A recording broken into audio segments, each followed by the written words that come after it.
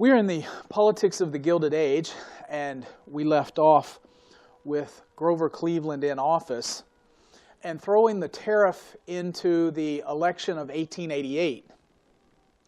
The Democrats were pleased with Grover Cleveland, although he had angered numerous groups within his electorate. First off, he had angered the veterans with his stand on pensions. He had angered the reformers with his appointment of Democrats to high office and violating numerous campaign promises to put people in office based on merit rather than spoils. And he had been seen as an extravagant spender because of his getting married and then his stance on a low tariff. All of those were issues that were thrown into the campaign of 1888. The Democrats chose to renominate him, and so old Grover is going to run again. And challenging Grover Cleveland is a new kid on the block, although you can tell from his picture on the left he's not new. But he's the grandson of a former president. Benjamin Harrison is the grandson of William Henry Harrison, Old Tippecanoe, as William Henry Harrison was called because of his victory at the Battle of Tippecanoe before the War of 1812. And in nominating Benjamin Harrison, or as he was sometimes referred to as Little Ben or Little Tippecanoe, Benjamin Harrison is a stark contrast to Grover Cleveland. Benjamin Harrison is a high tariff man. He favors high tariffs for business. And in fact, 10 million pamphlets flood the American countryside, both for and against the tariff. And just as in the previous campaign, with Blaine and Cleveland squaring off against each other in 1884, it's going to be the Irish vote that sways the election. Benjamin Harrison, this time in catering to the Irish vote, appealed to the Republican Party's roots, that the Irish had long supported the Republican Party, only deserting them in the previous election. But it would be the tariff that swings the issue. Not only the tariff, but more specifically the inappropriate comments by the British ambassador to the United States, Lord Sackville-West. In the midst of the campaign, Sir Lionel Sackville-West, the British ambassador, receives a letter from an American citizen that is naturalized from Great Britain. So he had been a British subject, now an American citizen. And he wrote the British ambassador and he said, I like Harrison, I like Cleveland, I simply don't know how to vote in this election. Could you give me some guidance? And Lord Sackville-West replied in his letter that a vote for Cleveland was a vote for merry old England. Now, explaining that, the tariff, with Cleveland wanting a low tariff and wanting to reduce the tariff, that's going to mean more profit for British companies selling their goods in America. And so a vote for Harrison would mean a higher tariff and less profit for British companies. So the British ambassador, who shouldn't have answered the letter, does and says a vote for Cleveland's a vote for merry old England. Well, it was a setup, and the letter was given to William Randolph Hearst, who publishes the letter in the newspapers. And as soon as the newspapers circulate the story right before the election, not giving Cleveland time to refute the story, it sways the Irish vote, the Irish being fairly anti-British. If a vote for Cleveland is a vote for merry old England, they want nothing to do with Cleveland. And so once again, the Irish vote switches candidates, and the Irish vote goes back to the Republicans, swaying New York City. New York City goes for Harrison, New York State goes for Harrison, and with that, enough electoral votes for Benjamin Harrison to win the presidency. And so Benjamin Harrison takes office with a nice win in the Electoral College, but Cleveland winning the popular vote. And so as Cleveland leaves office, let's briefly look at some of Cleveland's accomplishments. Now, Cleveland's going to be back, but his second term's nothing like his first term. Cleveland being the first Democrat in office in those many years, Cleveland did have a number of accomplishments.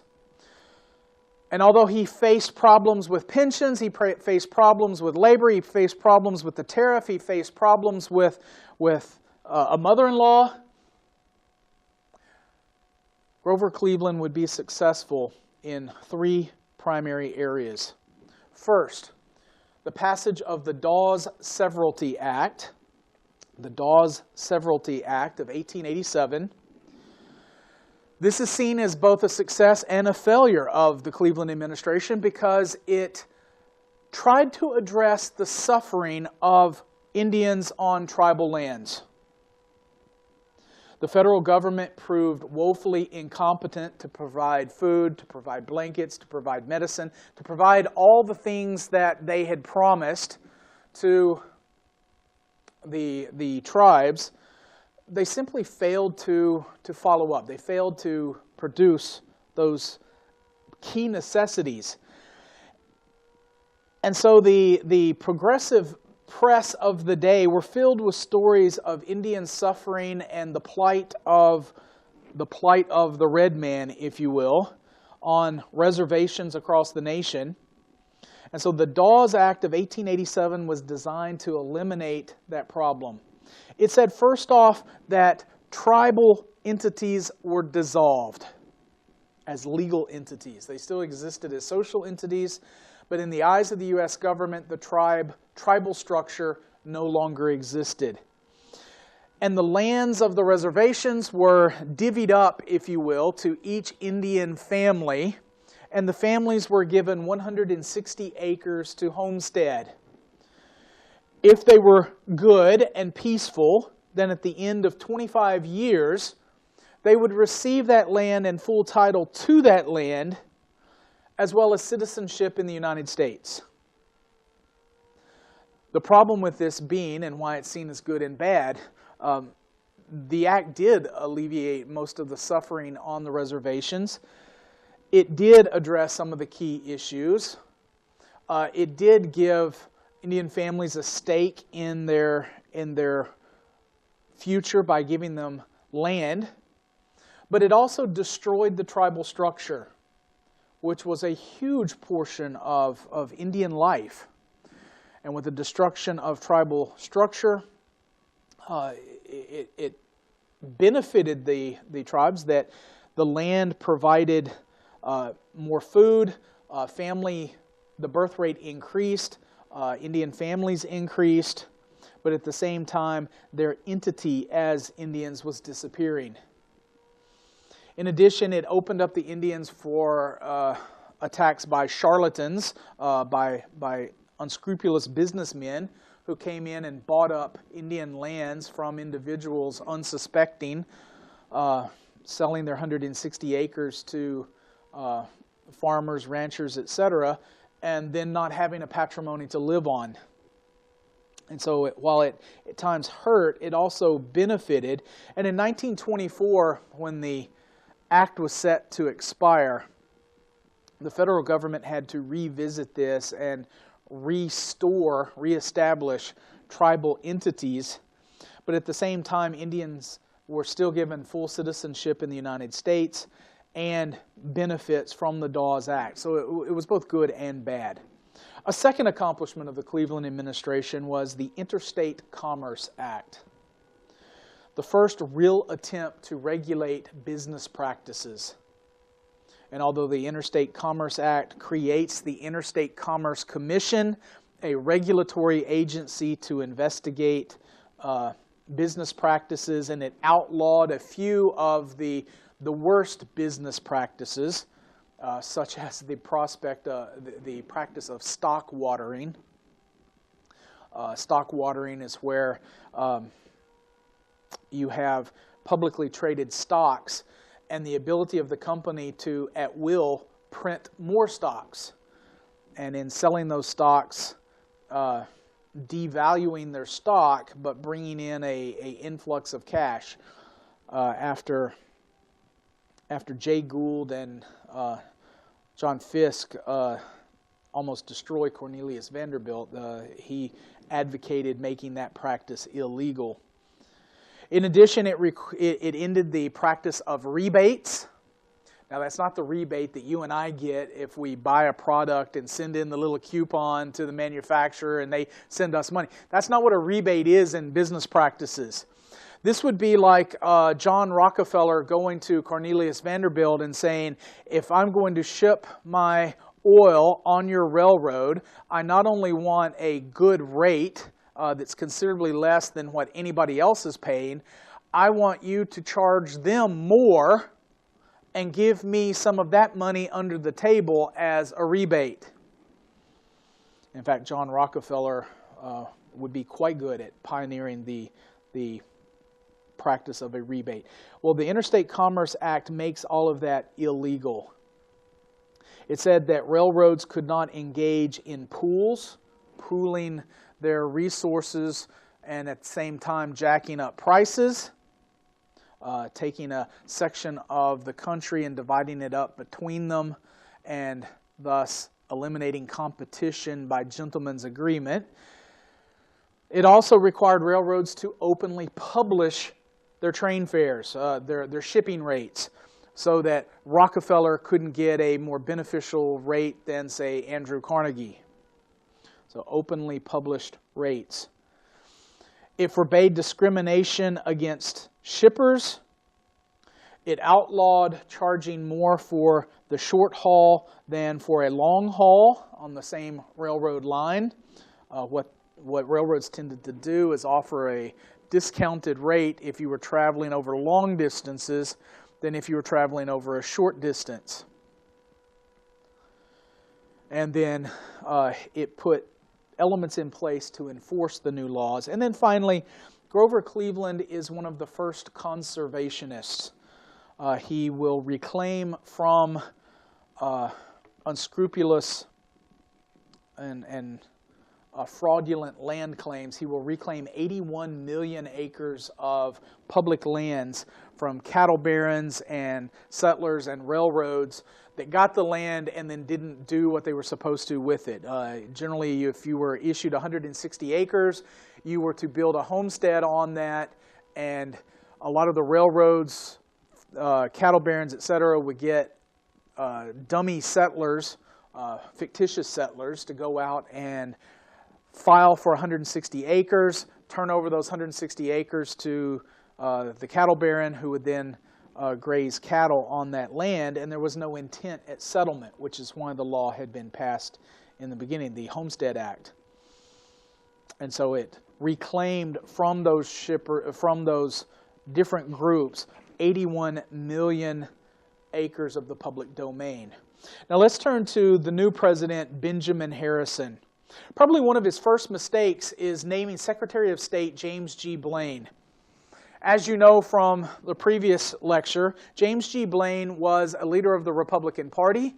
He was the heir apparent. He had intended to run again, but because of his failure in the previous election, the Republicans sidelined him in favor of Benjamin Harrison, but he's still the crown prince of the Republican Party. He's looking to get back in it. And Benjamin Harrison decides to do what many presidents have done. Abraham Lincoln's probably the most famous for it, but also President Obama has done it, as well as a number of other presidents, of bringing your top rivals into your cabinet to keep your friends close but your enemies closer. And so Benjamin Harrison names James Blaine as his Secretary of State. And it's not the vice president that is your heir apparent, it is the Secretary of State. So the indication here is that James Blaine's going to be the next Republican candidate after Benjamin Harrison is done. And so with James Blaine in the cabinet, he's going to constantly be micromanaging and second-guessing the president's decisions. To add to his woes, the Republicans only had 3 more votes in the House of Representatives than the necessary amount for a quorum. And so Democrats could delay legislation, could delay votes by calling for a quorum call, sending members out so that they weren't present, so that there weren't enough there, and they could hold off any vote on a tariff or key pieces of legislation. And so this led the new Speaker of the House, Thomas Reed. He's lovingly and affectionately known in legislative history as Czar Reed. He introduced a series of draconian measures that if you were in the House when a vote was called, he counted you there. Harrison appointed as a commissioner of pensions, and you see he's undoing what Cleveland had done in the previous administration. He appointed a commissioner of pensions, a Civil War amputee, and legislation was passed to award pensions for everybody. If you served 180 days in the Union Army, or if you served 90 days at one point, then you were able to apply for a pension. And between 1891 and 1895, the number of pensioners increased by almost 300,000. You see, the U.S. government had a problem. Just like in the Cleveland administration, in the Harrison administration, the U.S. government is running a surplus. They have more money coming in than going out. And the chief source of revenue is the tariff. But the Republicans want to increase the tariff, and you can't do that and sell it to the voters if you have a surplus. And so one of the ways they find to dispose of the surplus is through the Pension Act of 1890. And so the new Commissioner of Pensions, through the Pension Act of 1890, distributes an increase of almost $55 million. So the price tag of pensions shoots up from $81 million to $135 million. It eliminated the Treasury surplus and seemed to make necessary an increased tariff. And so in calling for an increased tariff, the Harrison administration will pass the McKinley Tariff Bill. The McKinley Tariff Bill, which boosted tariff rates to their highest level, highest peacetime level, in a century, reaching 48.4%. That means for every good you buy, the price is half again larger because of the tariff. And here's how this works.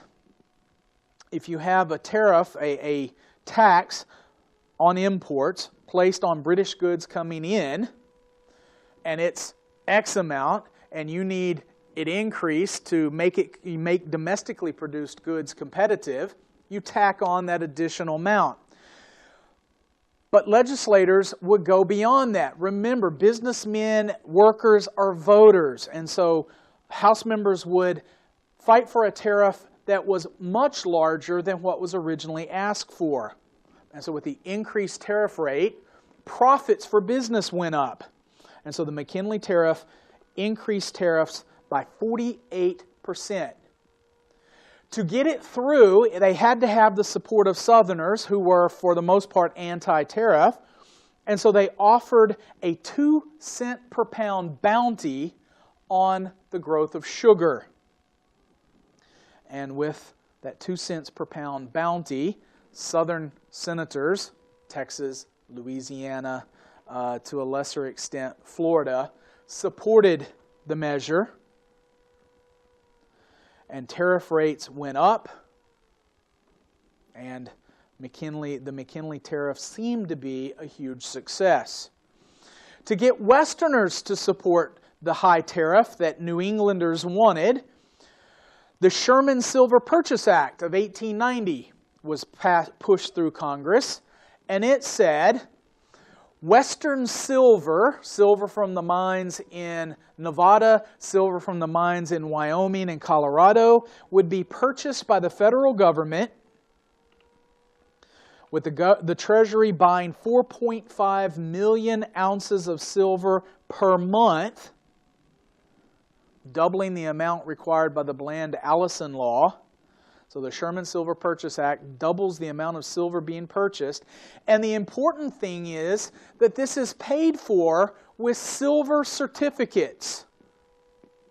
I was once teaching a class, and I'm teaching this very lecture, and I told them that a silver certificate looks just like a dollar bill or a $20 bill, $100 bill, depending, they're different denominations, except it has a silverish sheen to it, and at the top, instead of saying Federal Reserve note, it says silver certificate.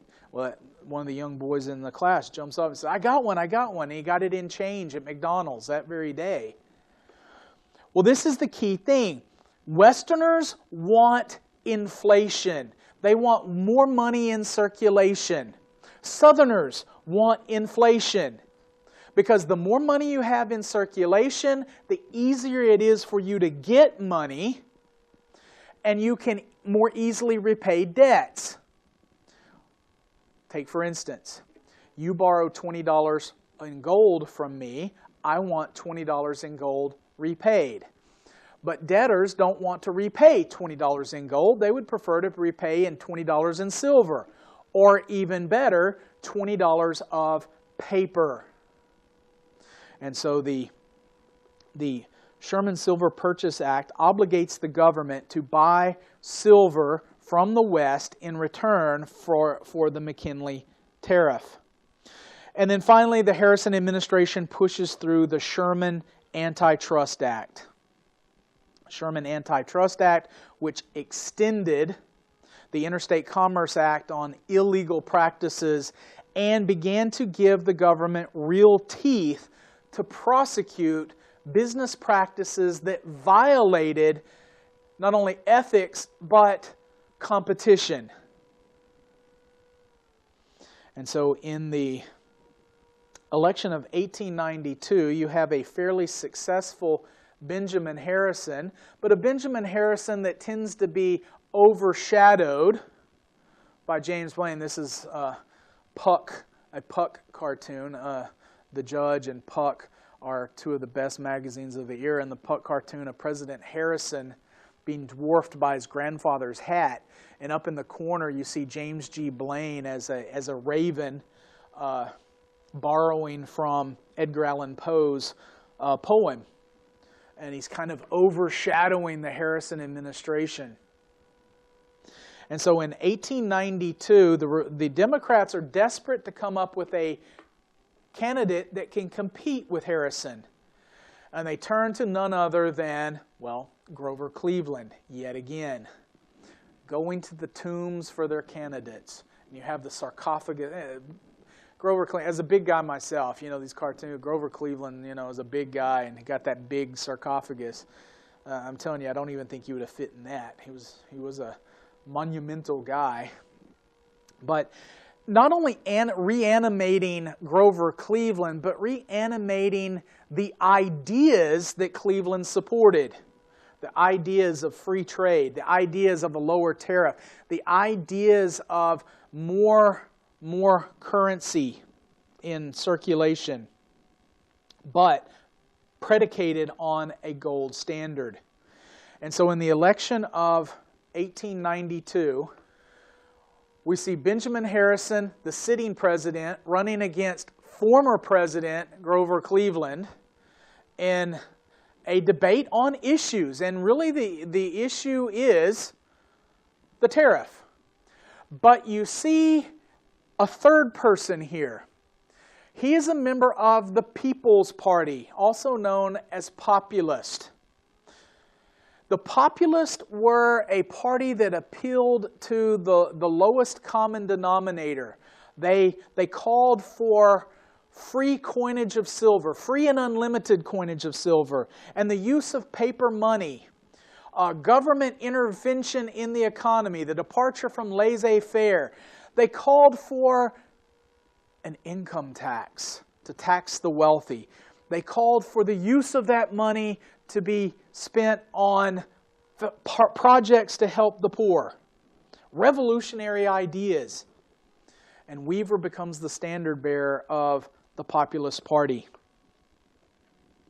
And so Weaver, in his demand for the unlimited coinage of silver and government ownership of the telephone, the telegraph, and the railroad.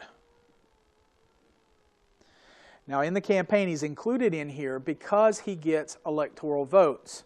I put him on the slide. He doesn't get many, but it's enough to scare the hell out of the two big parties. Once a third party starts getting candidates, the big parties rally around and start absorbing those ideas. That's why Grover Cleveland is the last of the conservative Democrats. He's soon going to be replaced by Democrats of a more liberal agenda.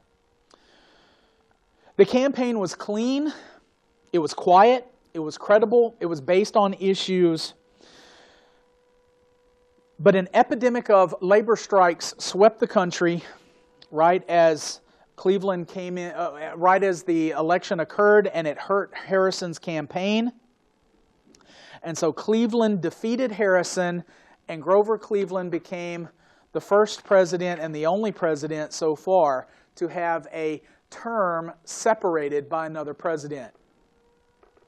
And so Grover Cleveland takes office. And unfortunately for Grover Cleveland, who was a very good president and a very good man, as he entered office, the Panic of 1893 burst on the nation. A panic was like a depression, an economic downturn.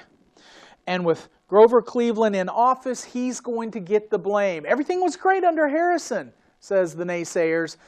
And Cleveland is in a panic. What do we do?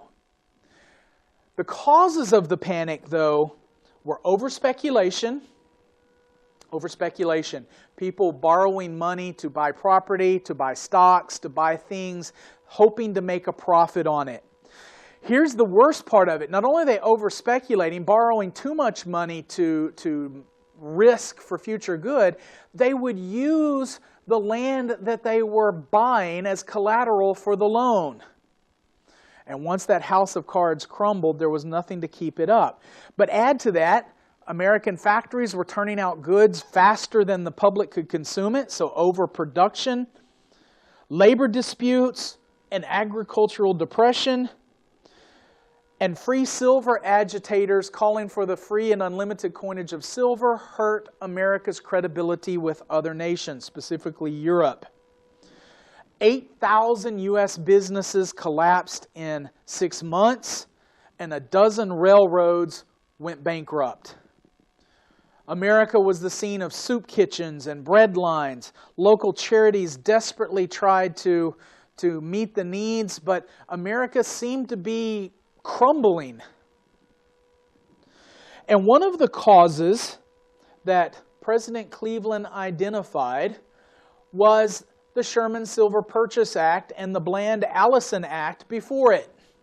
Those silver certificates that were being printed and given to the mines to use as credit had entered circulation, and they were redeemable in gold or silver. Now, if I give you a certificate and say you can go to the bank and you can get gold or you can get silver or more paper with this, which one are you going to get? Of course you're going to get gold. Now, it was deemed that the U.S. Treasury had to have a certain amount of gold on hand to support its currency, that they needed $100 million in gold to support $350 million in outstanding paper money. And so each day, as the New York Times published its edition, in the upper right-hand corner, it has a list of the amount of gold in the Federal Treasury. And as the gold supply began to drop, the panic on Wall Street began. If the gold supply dropped below that minimum, it was feared the United States would be bankrupt. So Cleveland saw the Sherman Silver Purchase Act as one of the chief causes, and he calls Congress into special session in the summer of 1893 to address the problem. In this, he gives rise to one of his successors as leader of the Democratic Party and one of the true demagogues of the era, and I'm going to advance the next slide, but just so you can see the picture, of William Jennings Bryan. William Jennings Bryan was known as the Silver Orator of the Platte. He had the ability to hold galleries spellbound. This was in a day and time before television. It was in a day and a time before computers. And so the spoken word and the ability to engage in rhetoric and intense public speaking was seen as a gift. And William Jennings Bryan held Congress spellbound for 3 hours with a speech entitled "The Cross of Gold." And he said that labor was being crucified upon a cross of gold. And he was having a silver crown of thorns crammed down upon his head. And that like Jesus, labor was suffering because of the money lenders, the money changers, because of business. And that if silver was modified and paper was modified, then labor's sufferings would come to an end. Grover Cleveland had to use all of the power at his disposal to break William Jennings Bryan's filibuster. Bryan is a Democrat. Cleveland's a Democrat. This shows a clear division within the Democratic Party, with Silverites coalescing around Bryan, strong conservative monetary policy people coalescing around Cleveland. And so Cleveland breaks Bryan's filibuster, and Congress overturns the Sherman Silver Purchase Act. The problem is the draining of gold doesn't stop. The gold supply continues to dwindle, and in February of 1894 reached a crisis point of $41 million. Cleveland had to stop the hemorrhaging of gold, and he decided to do this through the issuance of 2 bond issues in 1894. These bonds could be purchased from the federal government in return for gold, the gold then going into the Treasury and resupplying the gold supply. And he floats 2 bond issues totaling over $100 million. But the problem is there's still too much paper out there sucking away the gold coming into the system. So early in 1895, Cleveland, in desperation, calls upon the one man that can save the nation from bankruptcy: James Pierpont Morgan. Now get this. James Pierpont Morgan agrees to buy the next issuance of government bonds, and he lends the U.S. government $65 million in gold. In case you missed it, the federal gold supply was at $41 million. Morgan loans the federal government more money than the federal government had, $65 million in gold. In return, of course, Morgan got a $7 million commission. He got all kinds of concessions. They're bonds, so somewhere down the road, he's going to get the full repayment of it plus interest. J.P. Morgan saves the U.S. government from bankruptcy.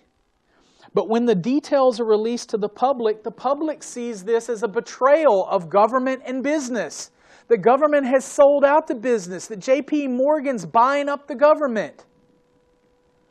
And so people turned on Cleveland, and Cleveland's second term in office was absolutely miserable. To make matters worse, the Pullman strike of 1894 paralyzes the nation's railroads, and Cleveland has to call out troops and even threatens to federalize the railroads. How could he do that? Justify taking over the railroads with the federal government. They're private entities. Well, railroads carry the mail. And as long as they carry the U.S. mail, Cleveland says he has the power to federalize them. Unprecedented grab of power for many in the public. Add to that, ragged armies of unemployed march on Washington under the leadership of General Jacob Coxey. This was known as Coxey's Army, and with as many newspaper reporters as marchers. They march on Washington and demand $500 million in paper money be issued by the Treasury. Coxey's army falls apart. Coxey and some of his chief lieutenants are arrested for walking on the grass. I am not making that up. Arrested for walking on the grass and thrown in jail. But it's a sign of things to come. And so poor Grover Cleveland is almost excited when his time in office runs out. And so the election of 1896 is going to focus on the monetary crisis at hand and whether the nation should be on the gold standard or the silver standard. William McKinley, the gold bug, chosen by the Republicans, and William Jennings Bryan, the silverite, chosen by the Democrats.